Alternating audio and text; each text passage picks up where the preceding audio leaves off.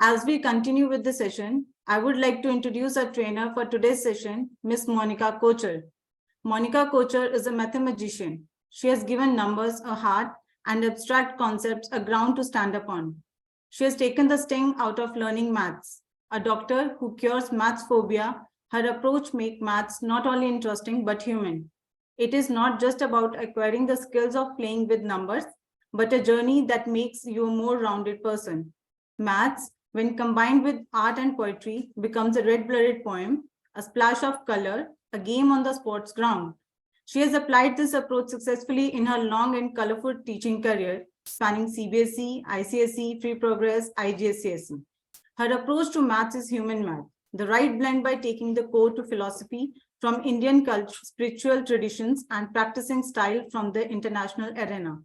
She has also worked successfully with leading clients for over a decade as a solopreneur, winning titles such as LinkedIn Education Voice of the Year and Global Influencer in Education. She is also involved in curriculum design, assessment, training, user research, and product development. Please join me in welcoming Ms. Monica Kocher. Over to you, ma'am. Hi, thanks, Vandana. And thank you to all the teachers who have joined us on this day, on this evening. Today's what we are doing is how do we bring game-based learning in the maths classes? This is the title for today. And game-based learning is very close to the kind of math which my students called humane maths. Because when we say humane maths, most of us, we are focused on taking maths to children. You know, a child has to learn math. A child must learn math. A child must get better marks in math.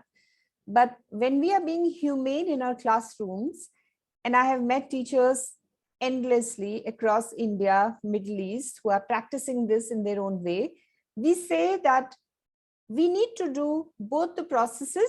We need to bring children to maths and take maths to children, in the sense that we need to get kids interested in learning maths, and then whatever maths we take to the children, they will automatically adopt it. And just to share with you, this picture is from a school in the villages in southern part of India in Viluppuram, where teachers teach in such a creative way that kids generally run for the maths classes. And when we say bring children to maths, we mean make maths so interesting that the children will want to learn it. And one of the ways of this is game-based learning, which is a very established international strategy to teach maths. GBL is how it's called, game-based learning. So the format of this short session will have 4 parts. First part is just to give you a little bit of background of what GBL is. Second part is I'm going to give you 4 game types which can be used by any grade, can be adapted to any concept. And if you use these 4 game types, you're actually set for the year, because you can keep using, reusing, tweaking them for the various concepts. Third part of the session is it's okay to know how to play a game or get the kids to play a game. But the most crucial part, the most crucial work from a teacher is building an instruction sheet for the children. So I hope you have pen and paper or laptops, because I'm going to be asking you to build an instruction sheet. And finally, questions with feedback. However, I can see a lot of you are raising hands. We will take questions at the end of each part. We'll pause. We'll have a very small pause, and Vandana will help me to see if there are any questions. But otherwise, the last part is like an open house where you can ask any questions. And just a disclaimer, all the resources used for the presentation are outer sources. Some of them are videos taken in the classroom where I was working years ago. The kids are already adults now. And some of them are from YouTube here and there. I could not take down the sources, but this is just a disclaimer for copyright issues that these are taken from outer sources. So let's start with what, how, why, and who of GBL. What is GBL? Game-based learning, put very, very simply, game plus concept. So whenever a concept is done using a game, it's a GBL or a game-based learning. This can be online and this can also be offline. What we are discussing in our sessions are 4 games which the teachers can use in their classes. But for this particular session, very specially, these are taken as games that the teachers can create instruction sheets. Kids can play them at home with their family. So it has a dual purpose. So, but remember, GBL is nothing but game plus a math concept. How is it different? Like a lot of teachers ask, but we do activities in the class. So how is the GBL different? Activities have these 4 characteristics. Games have these 4 characteristics. Activity can be done alone, but games are always in a team because there is a winner and there is a loser. Activities have straight instructions. Games have instructions, but there is a strategy that the kids or the players have to figure out to win. Activities are mostly used in the beginning of concept. Games are generally used at the end of a concept to revise. So maybe the concepts which you have done during the year, the games for the holidays can be based on those concepts. Activity is generally teacher directed. Games have rules and everybody has to follow the rules. This is how activity and games are different. Now, why games? This is a very interesting question. When I would do games with the kids, I would join them. I've seen teachers joining the kids in the games. So, and sometimes I lost, sometimes my teams lost. In fact, most of the times we lost. So games take adults out of their authoritarian role. Suddenly, you are no longer the head of the class. It's children who are very good at playing games. They get a chance to step out of their comfort zone and they become leaders. Games help students recap the material taught in a fun way and in a creative way. Games generally appeal to all the students, and except students maybe who are deep introverts and may not want to talk to others, but then we can have very simple, quiet games, which include such kids. A great thing about games is that it brings in teamwork. There is immediate feedback. You end the game and you know winning, losing, and you know why you lost. How can I do better next time? What do I need to learn? There is immediate feedback. Games give students choice. As you will see when you're building the instruction sheet, that kids have a choice of choosing the right strategy to win the game. And most of the time in the lives of kids in our country, at home or in school, kids do not have choice. They have to do what they are told most of the time. I'm not saying everywhere. And game is a space. It's a little bit of a kind of a free space where kids have choice. The person who has talked maximum about games is the gentleman called John Gow. He is an Australian person and he has built a lot of mathematical games, and he has also talked about games being played in the classes, games simply, and he has also created a motley collection of games across the world which can be used in the maths classes.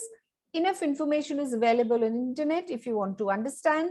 And he is also very open. If you write to him, like I wrote to him talking about some of the games, and he was very curious to know which are the folk games which people play in India and how can they be translated into class.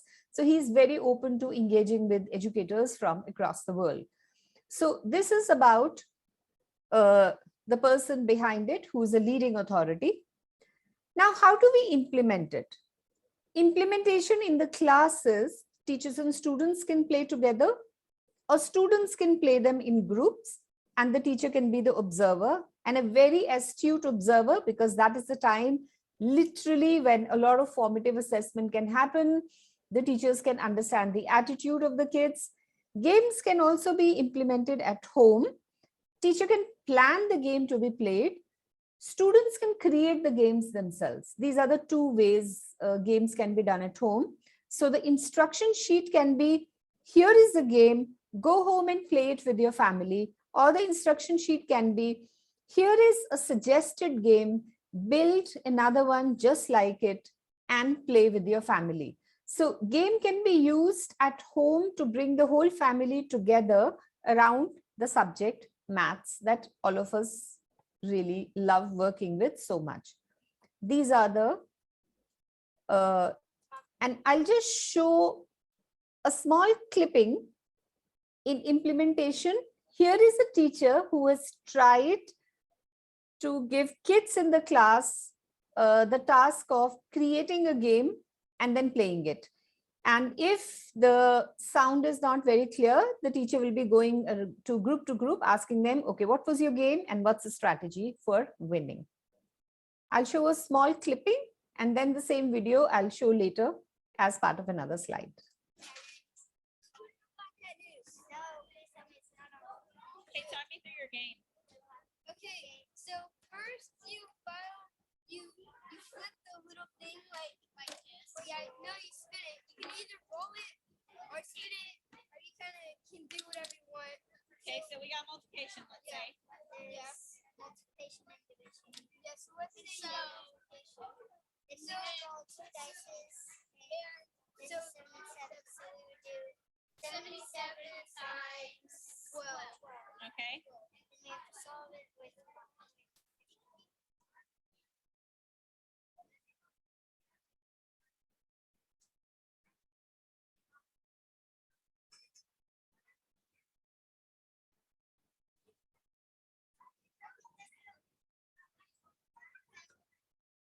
Love the different strategies I'm seeing. Okay, talk to me about your strategy here. Well, what I did is I did 77 times 10, which is 770, and then 77 and 77 together. Where'd you get the 77? Because our problem was 77 times 12. So, and then this would be 77 times 10, and then you still have that 2 left over. And then they come in right there, and 7 times 10 is 14. So 4 and 1. So this was a small clipping to show kids creating a game and playing, and then the teacher going around and asking them for strategy. So before I give you the Jadoo Ka Pitara or the 4 types of games that you can ask the kids to play at home, are there any questions from section 1? Vandana, if you can help me, if there are any questions that we can take at this point from the first part. Okay, teachers, if we have any questions, we can use the chat box. And ma'am, as of now, we do not have any question. The one question was only long form of GBL, full form of GBL, basically. That is game-based learning. So other than that, so we can move on. Yeah. Okay. The 4 types of games that we are going to be talking about, again, there will be lots of clippings to show you how these games are going to be played. One is board game, dice games, sporty games, flashcards. Board game, obviously, where a board is there and then people are playing together. Dice games, where you have a dice, like the clipping you saw. Sporty games, where there is physical movement. And flashcards, where flashcards are just cards which are made, and then the kids play with each other based on that. Just a disclaimer, I'm using specific concepts to display all the 4 games, but in my experience in classroom, these can be adapted by anyone from kindergarten to grade 12 for whether you're doing a concept like identify the number, or you're doing a concept like differential or integral calculus. So firstly, let's have a look at a very old and well-known game, and then I'll show you how this can be used as a board game.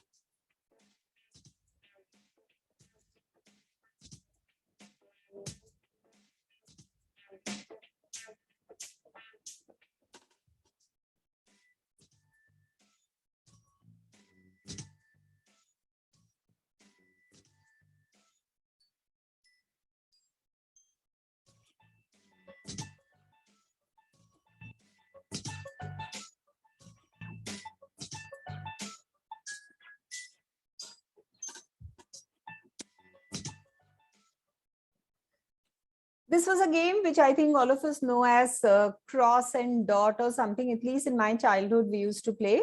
Now, tic-tac-toe can be converted into a board game. As you can see on the screen, this is using subtraction facts. And two or more than two people play. And let's say I solve this. The winner is the person who will solve horizontally or vertically or diagonally three questions correctly. Now, these questions can come from anywhere. We can have addition facts, subtraction facts, multiplication, division for primary. We can have fractions. We can have even numbers, odd numbers. We can have linear equations on each of the 9 boxes, which the kids have to solve. We can have quadratic equation for higher kids. We can also have differentiation of different functions on the 9 boxes. Anything is fine. Kids from kindergarten to 12 enjoy games. And this is one game that can be converted into anything. Now, as I said, what is expected when you're working on this with the kids is either for the small kids, either teachers create a game and ask the kids, go home, play with your family, or the teachers share with the kids a game like this is possible and ask the kids, you make the game and then play, and I'll share with you later how submission at the end of the holidays can happen for something like this. But for now, let's move with the next one. If you have questions, as I said, I'll take it at the end of the 4 games which are shared. Dice game.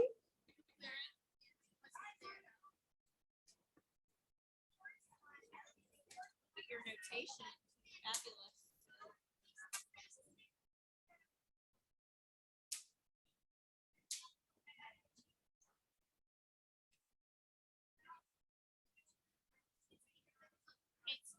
Tate, talk me through your strategy. What I did was 77 times 10, and I wrote 7 times 10 equals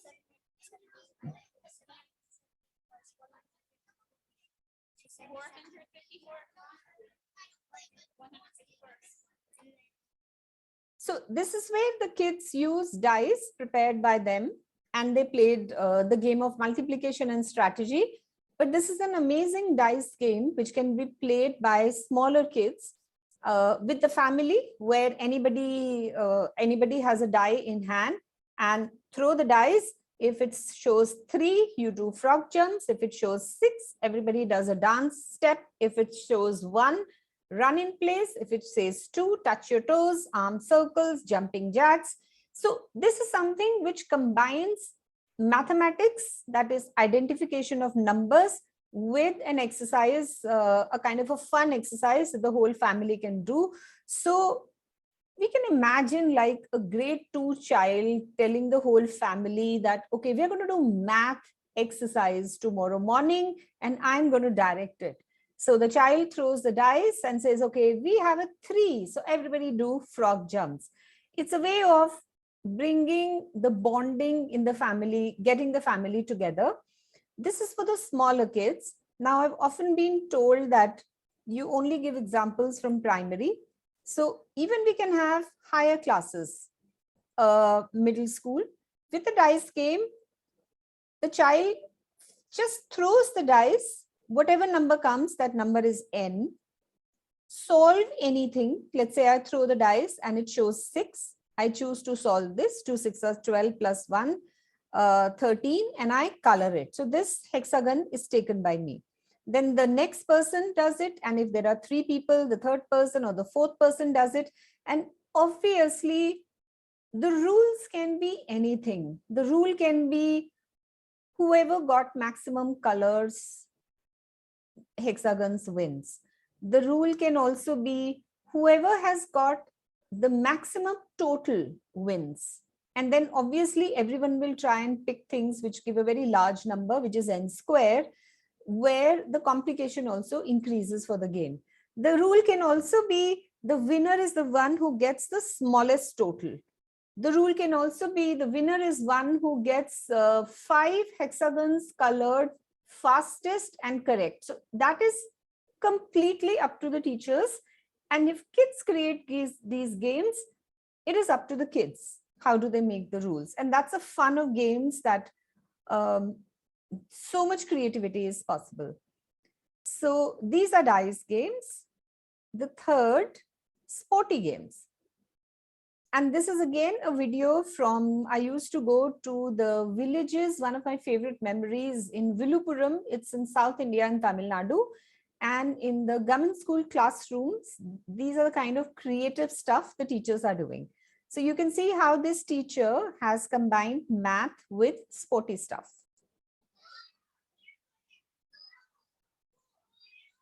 So they're all speaking the language, their own local language, Tamil.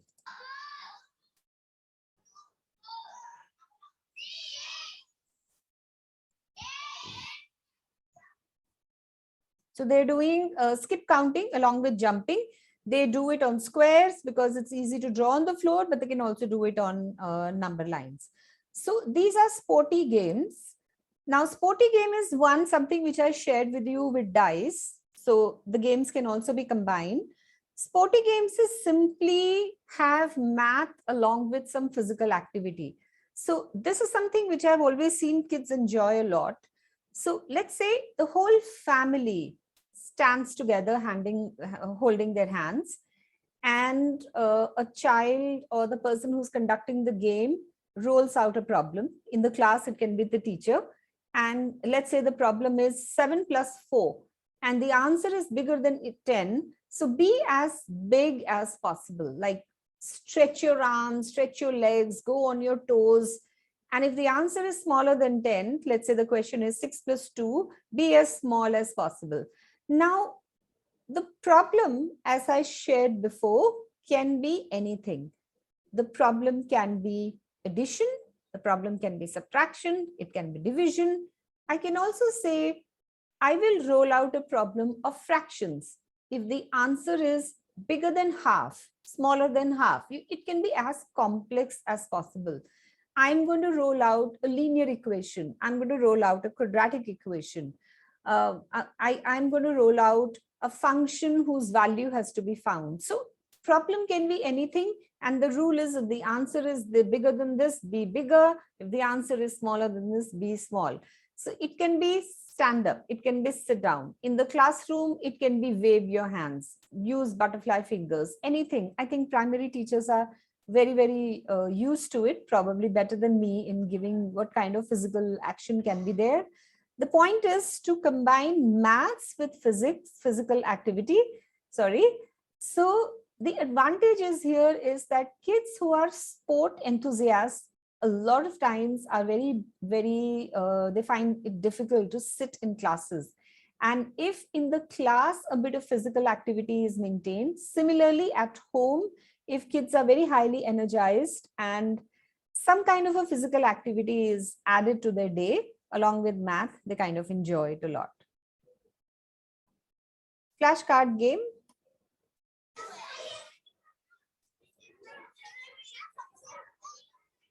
So here, just to give you a bit of backdrop, this was from a school in Delhi about 10 years ago. So the kids are adults now.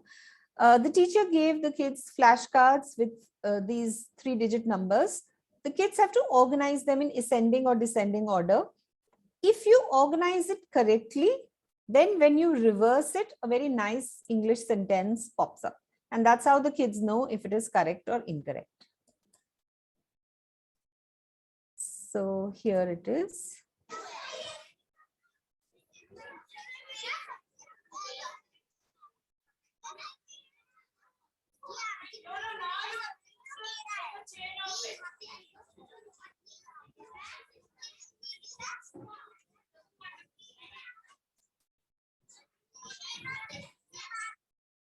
That's a flashcard game. Another way to do flashcards is simply to have flashcards, one with a question, one with an answer. So like 2 kids are playing here. In the middle are all the answers. Here are the questions. You pull an answer card and you see if any of your questions is matching. If it does, you take it back, and obviously the winner is the one who finishes his or her cards first. Once again, the teachers can create games like these, but my favorite strategy has been giving the children ideas and asking them, why don't you create a flashcard game based on multiplication, play with your family, and then come back and share with us your experience. So this is flashcard games. So what we have done are these 4 types of games. I will be giving you a sheet later, which will have screenshots of the games that I've shared with you so that you can use them. There are these games are board game, tic-tac-toe, dice games, 40 games, flashcards. Flashcards can have question and answers, which are easy, medium, hard, depending on the grade or depending on the level of the kids that you're working with. You can also have choice for the kids. You can also say use an easy concept or use a hard concept if you're asking them to build the games. So before I move to part 3, going back to Vandana again, any questions which require a pause right now? Hello, ma'am. Yes, we have received few questions that please share the video links, and one is how to use flashcards as a game. Okay. Some are not clear with the game video. Okay, so let me just show the video again.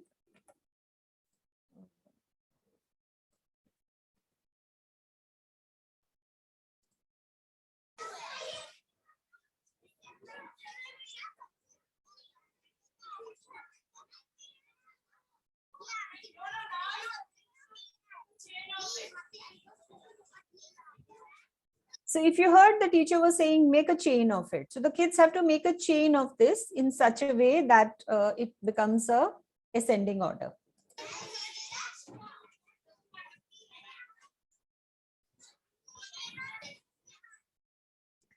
Otherwise, flashcards is like our cards or tash, where you make a pair. So the children, if the children are building games, they will create a pair. One will have question, one will have answer. All the answers go here, all the questions are here, divided between these 2 children.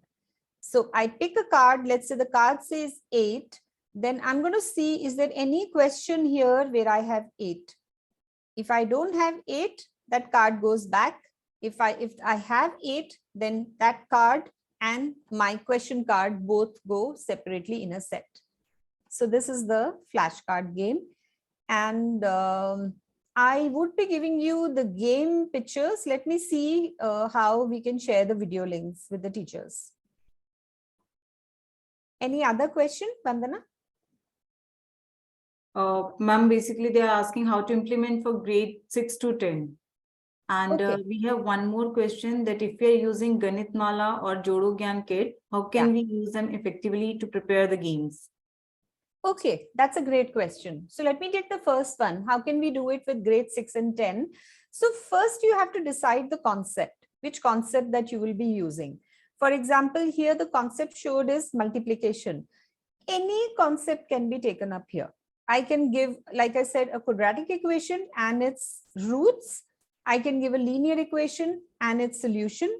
I can also give a geometry problem on one card and its answer here. For example, I can have a triangle with exterior angle and one interior angle and say find B, or just leave a question mark, and this can be an answer. Sky is the limit. I can have a differentiation question here and its answer, probability answer. I can even have a statistical graph here, although that would be very, very cumbersome, and ask a question. The point is, your question goes on one card and your answer goes on another card. That's for the flashcards.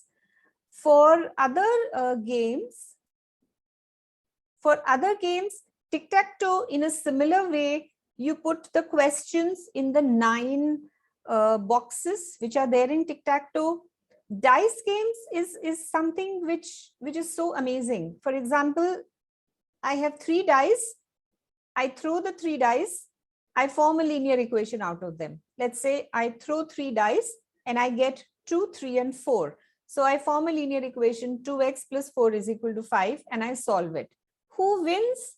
Any rule can be created. I can create a rule. The person who wins is the person whose answer is always less than 1. So then I have to think before I create my equation. I can also say the person who wins is the person whose equation gives the answer 0. And then again, I have to think. So that's how dice games can be combined. Sporty games also solve a problem. You have a problem. The problem can come from any concept under the sun. So I have this quadrilateral, find the missing angle. If your angle is less than 90, be as small as possible. If your angle is bigger than 90, be as big as possible. Ganit Mala and what was the other thing, Vandana? Jodo Gyan. Okay, any of the Jodo Gyan kits. So Ganit Mala is by and large, if you're using it for identification of number. So let's say two people are playing. One person organizes the beads on the Ganit Mala in a certain way, and the other person has to identify the number. Now, if you're combining it with any of these games, then we can say, okay, I have a dice, I roll the dice, and the person with Ganit Mala has to show that particular number on Ganit Mala. Or I have 2 dice, I throw them, the second person has to add them and then show on Ganit Mala. This can be done with this. Jodo Gyan kits already have dice also, and they have like those huge dice also, which you can roll on the floor, and the kids absolutely love them. So they can be combined with them. This is the one small idea I have in my head. Any other question here, Vandana?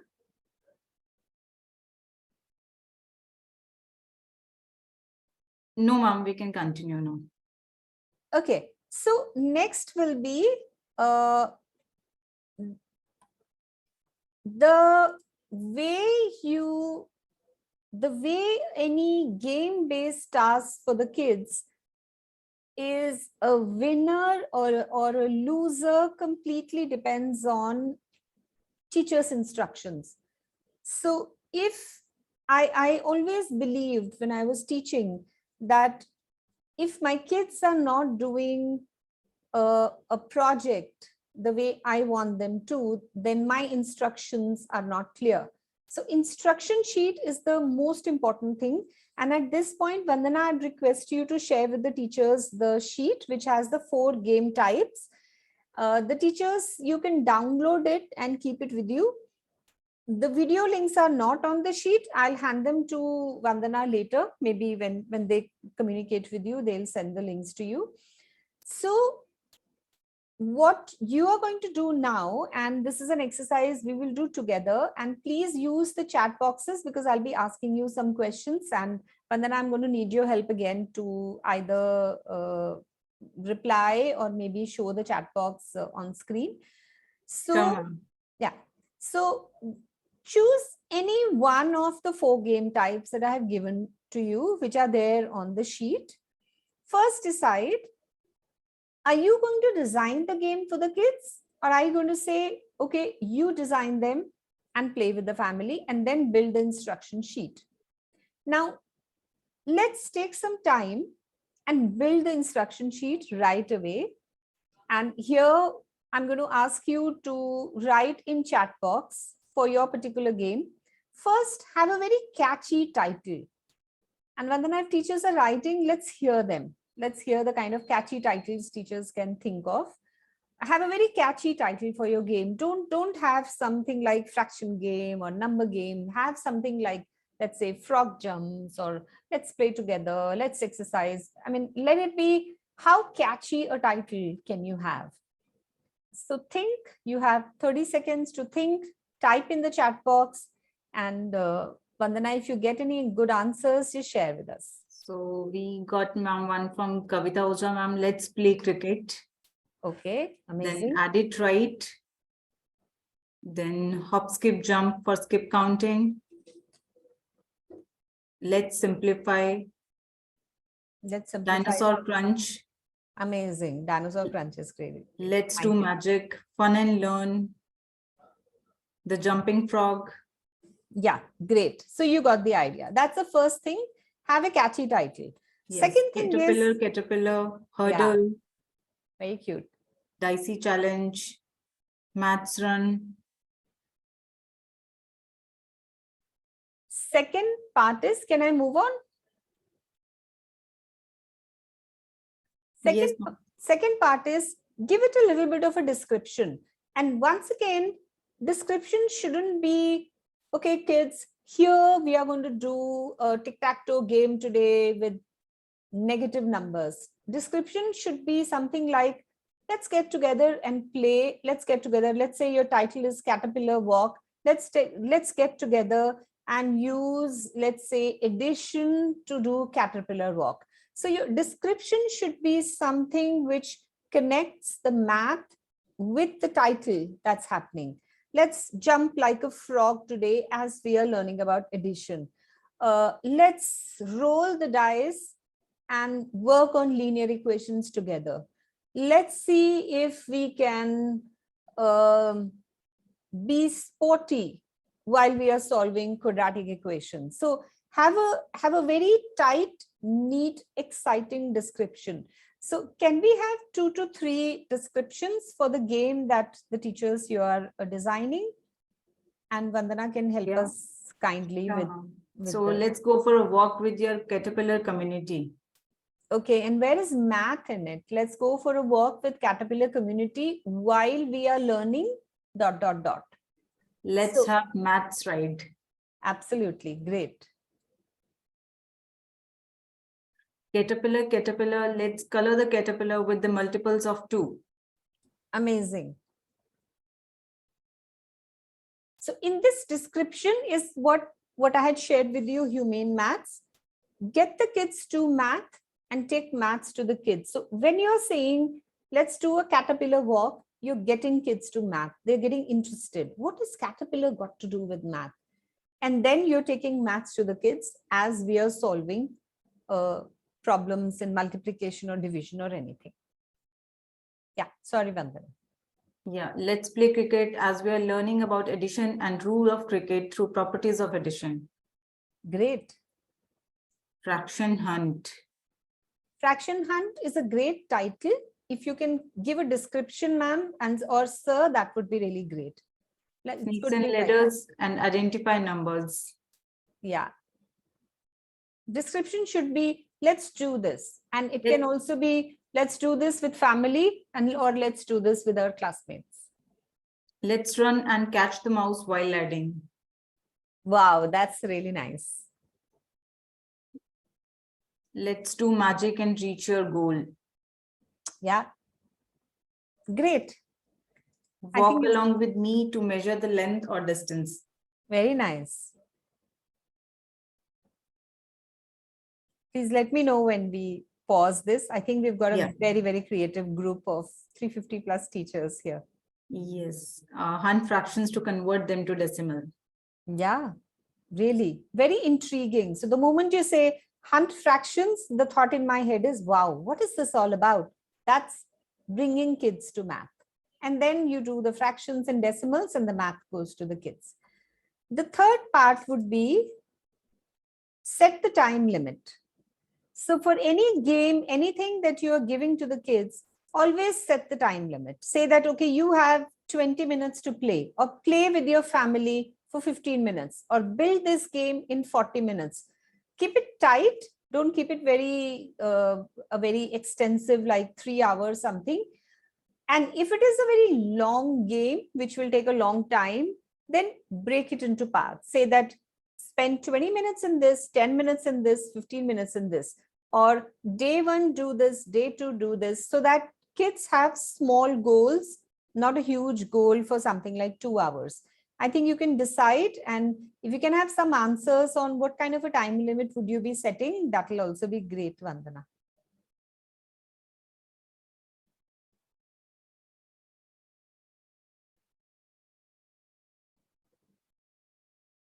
Any answers here?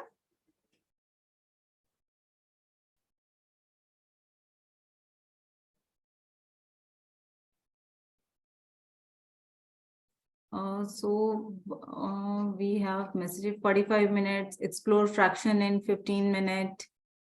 Yeah, 45 minutes I think would be a good external time. Fourth is material required.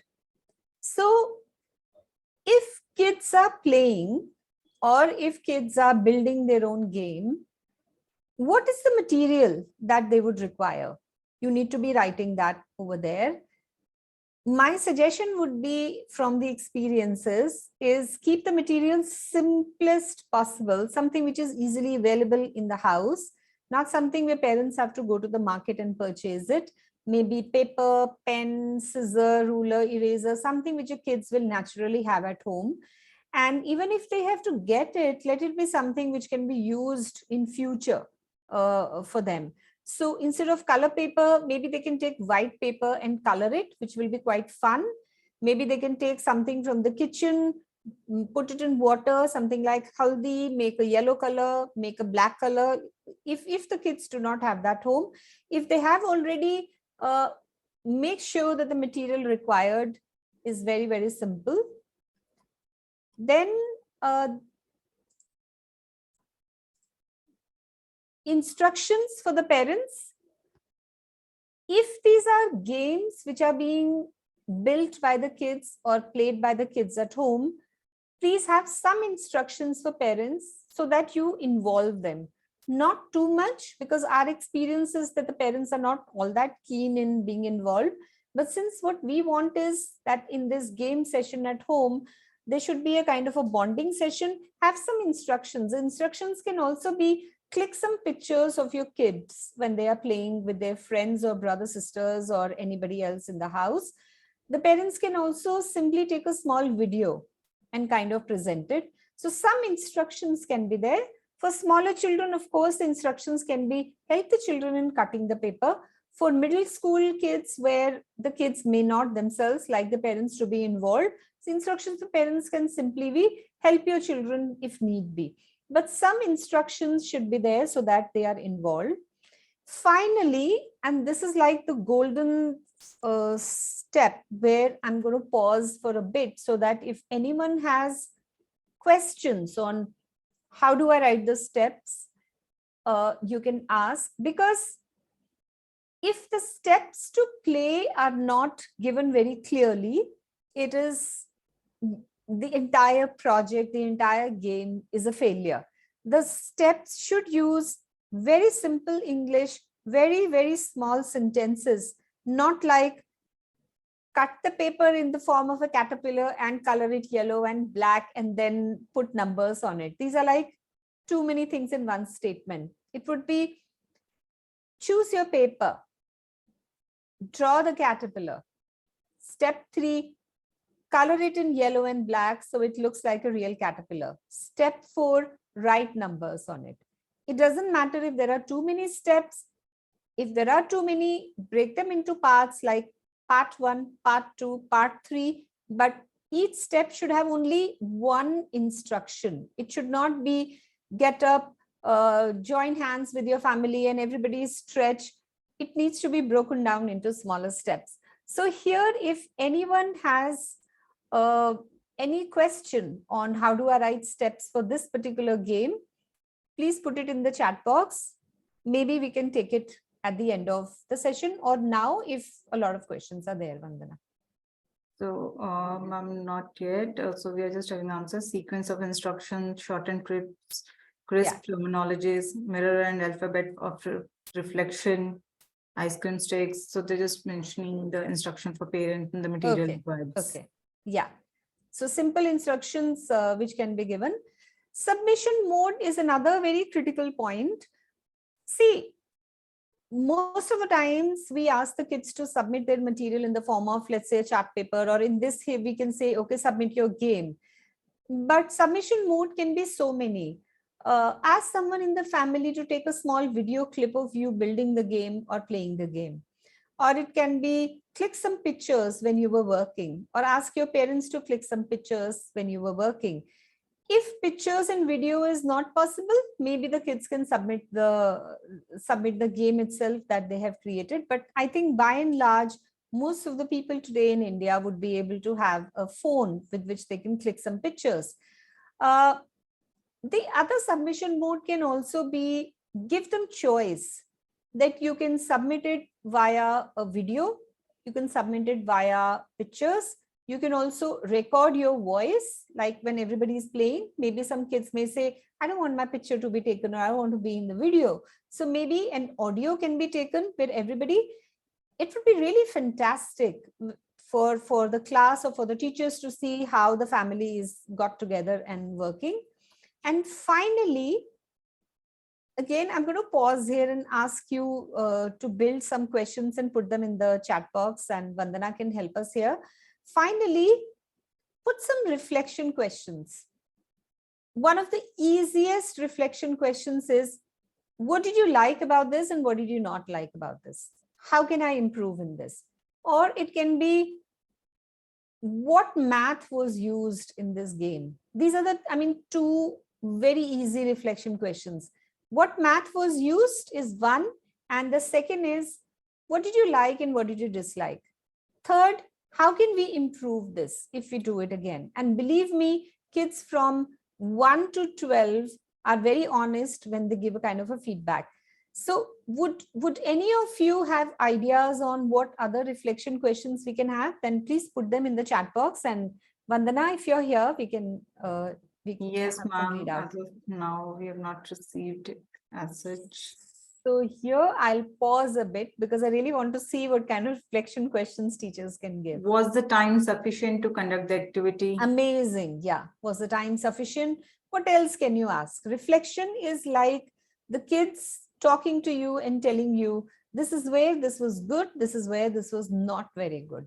What was the aha moment? Amazing. Yeah. Have Aha you moment. enjoyed this game? If yes, Yeah. then frame such same game or any idea. Amazing. If you liked it, bring another idea like this. Which Great. topic would you like to gamify next? Very nice. Gamify the topic. Yeah, that's another nice thing to say. How can we modify the game for better understanding? Yeah, another amazing one. Did you find the game interesting? Great. If yes, why? If no, why? You can add that. Were Okay. you able to do it independently? Yeah, that's another great reflection question to see what's the skill of the children. Yeah. Which point you felt you might have anyone help? Yeah. Did you ask for help? Not ask for help? At which point did you ask for help? Amazing. Just to make the kids aware and for the teacher also to get some feedback. How can you relate this in your everyday life? How can Yeah. you modify this game? Great fun. Relating with everyday life is really great. What can be done to solve it in less duration? Can there be any other strategy to solve the game? Very nice. Very, very nice reflection questions. What is your aha and oh no moment? Okay, that's nice. Aha and oh no. Yeah. That's why I think that's the best reflection question that has come so far.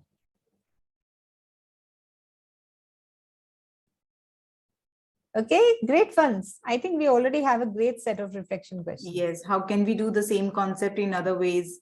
Yeah. Can we think of another game, or how can we bring another concept in this game? Great. Get the kids PTR to think. as reflection. Mm-hmm. What difference you feel between this and classroom learning? Amazing. That's a very, very open and honest question. Yeah. Which part of the game you like the most? Yeah.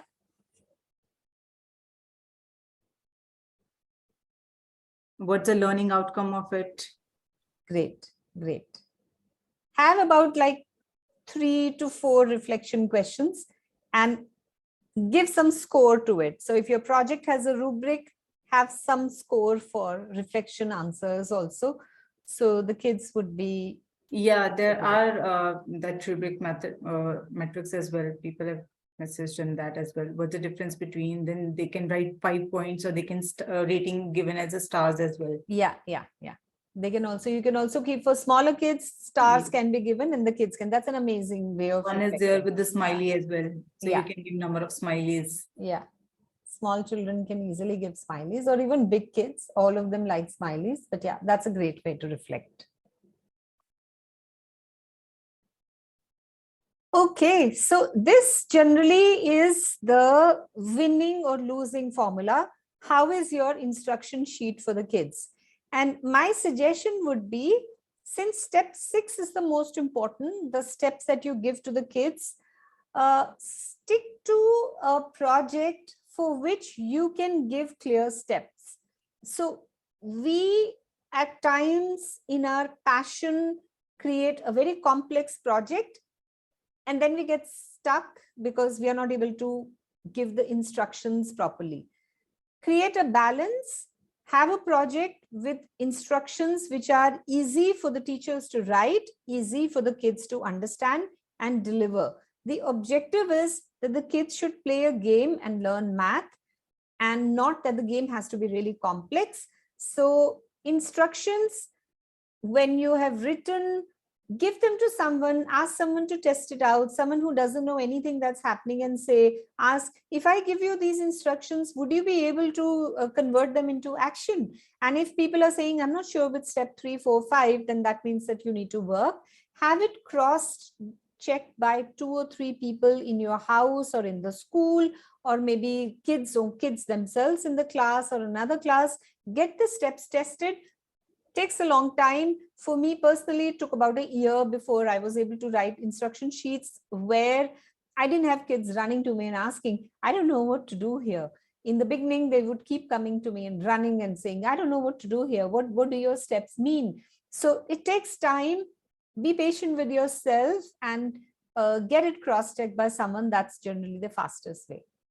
So this is the thing. So finally, summing up, we are coming nearly to the end of at least the main presentation. Games are fun way of learning math. 4 types of games work very well for multiple concepts in math. Games can be given by the teachers, or students can build on their own. Critical factor for success or failure of a game is the instruction sheet developed by the teacher. So it wins or loses. When a parent receives a sheet or a child receives a sheet, it should be like, okay, I read this, it's a 1-pager, I read it and I just know, okay, this is what I need to do, this is the material I need, then you have a winning formula over there.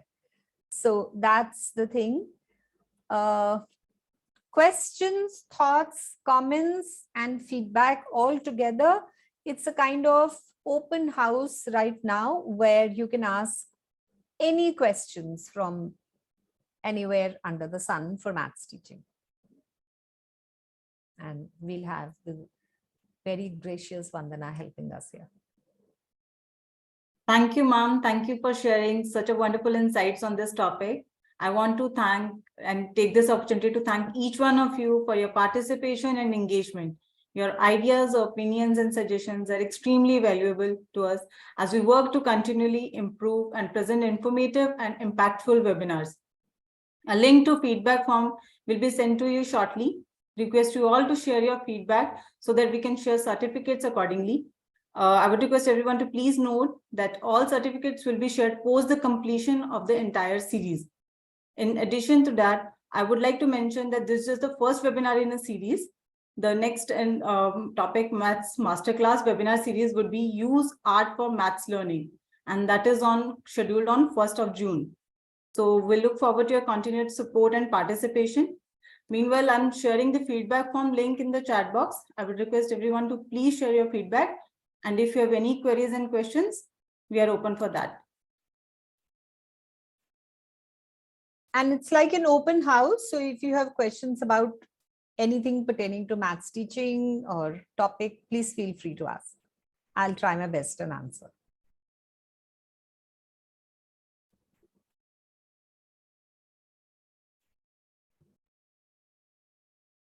No questions? That's amazing.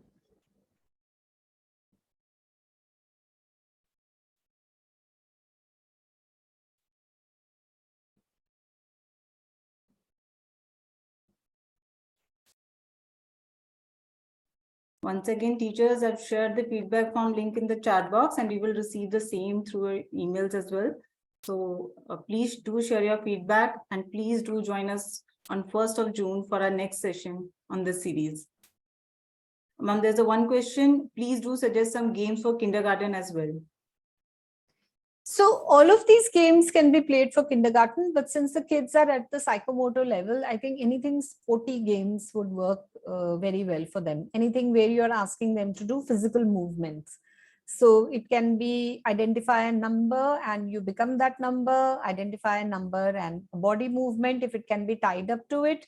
And the game which I've shared where you throw dice and depending on the dots which are coming on top of it, you do a body movement, that generally would work. Anything where they move would work very well for them. We have another question. Please do suggest some games for multiple assessment. Multiple assessment as in, I didn't understand. What is multiple assessment? Suvarna ma'am, if you can a little bit explain.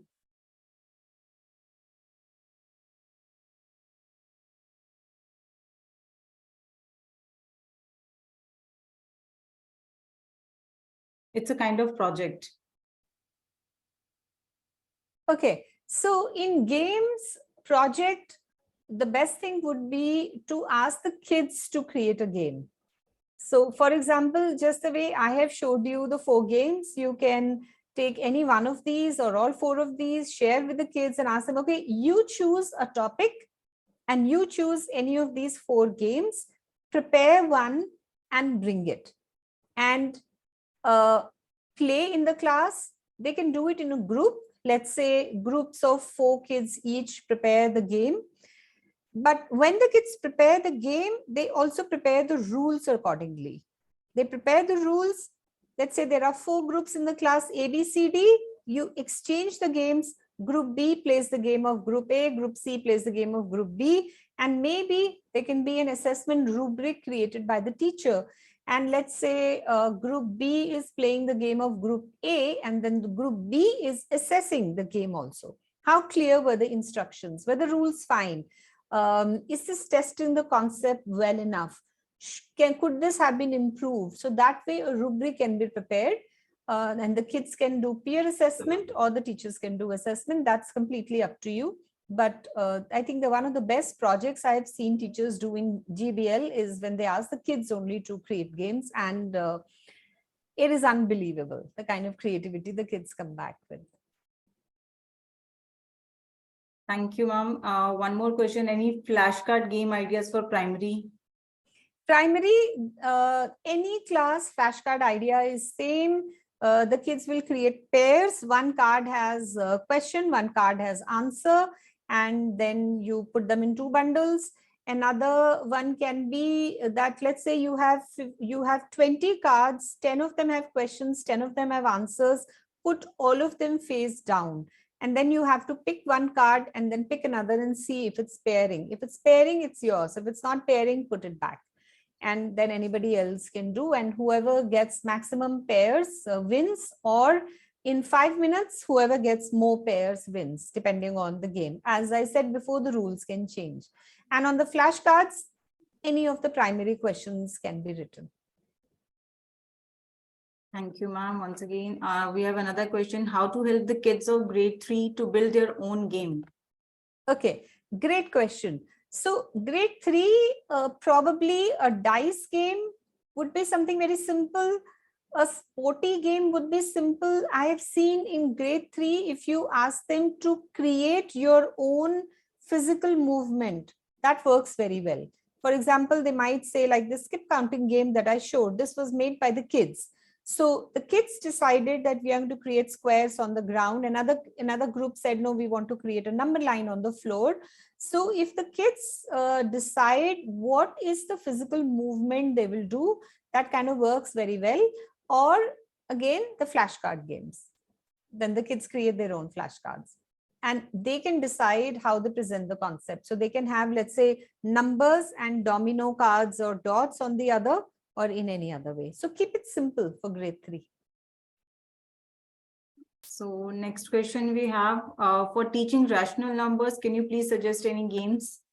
Again, any of these 4. It's not for teaching. Usually games are used for revising in the end. So again, any of these games, I think for rational numbers, probably a flashcard game generally fits anywhere. Tic-tac-toe also fits anywhere. You have questions written. You can have another game like throw 2 dice, build a rational number, the other person throw 2 dice, and now whose rational number is bigger? Or 4 dice, throw them, create 2 rational numbers in such a way that their sum is something. You can adapt the games to it.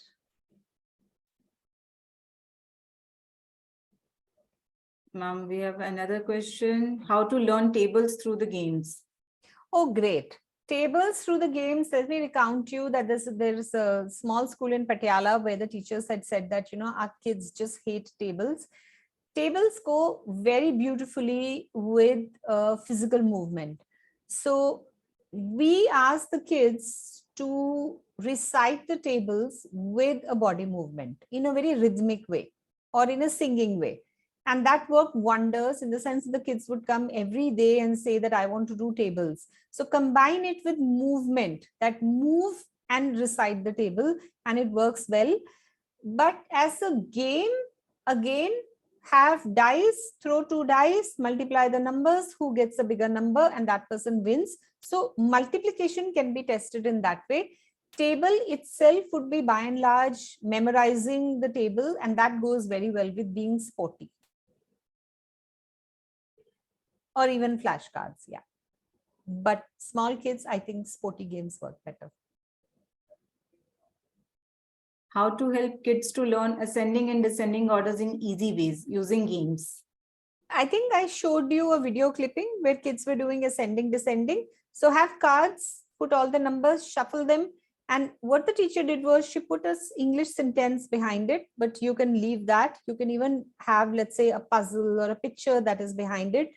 The kids have to organize the numbers in ascending orders in the cards. And if their ascending order is correct, they can turn it around and see, okay, am I getting a train or am I getting a proper English sentence? But even otherwise, just give them everything on cards and the kids organize. The other way is, again, throw 2 dice and see what numbers are there. Organize the dice in ascending order. But that will be only 2 or 3 numbers, but you can also have cards for that. Can you please suggest any games for interest topics, simple and compound interest? Simple and compound interest. I would say here flashcards or tic-tac-toe. Flashcards where one card has again question, one card has the answer. Flashcards also where, let's say, you're finding amount and it has so many steps. Each step is written on a different card. So let's say you have 5 questions of finding amount. Each question has 3 to 4 steps. Let's say 4 steps. So you have 20 flashcards. Shuffle them up, give it to the kids, to the group, and say, okay, now sort it so that my 5 questions with their solutions are coming separately in the cards. They'll be pretty busy for the next 10 minutes. Or instead of you making it, ask the kids to make. Each group create a flashcard game for compound interest in this way. The kids make, they exchange, play, and then the teacher is more like an observer in the class.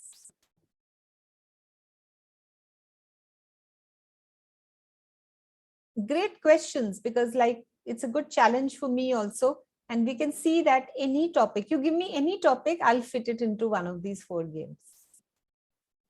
How to play games with large number of students, or any game for the concept for trigonometry? Okay, large group of students, it's always better to put them in groups. Be ready for noise, but it will be constructive noise. Large group also, so that the entire pressure doesn't go on the teacher to build so many of the games. Get the kids to create the games. And like I said, group 2 plays the game of group 1, 3 of 2, 4 of 3.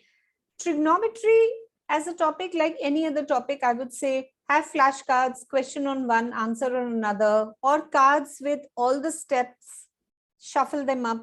Any complex topic, break it down into simple steps, put them on separate flashcards, and then ask them to organize the cards in steps. It can be frightfully confusing to understand which card is for which question and where do I get the sequence. But please don't take the burden of making so many games on yourself. Teach the kids to make the games. and then play each other's games. So I think we have taken so many questions. So thank you. Thank Yeah. you, ma'am, for such a wonderful session. And thank you, teachers, for such an engaging and participation. Thank you so much. Once again, I would request everyone to join us for our next session, Use Art for Maths Learning, on 1st of June, again at 4 p.m. We look forward to your continued support and participation in our future sessions as well. Thank you. Thank you once again, and see you all at our next webinar. Thank you. And Thank you, see you. everyone. Yeah. We'll end the session now. Thank you.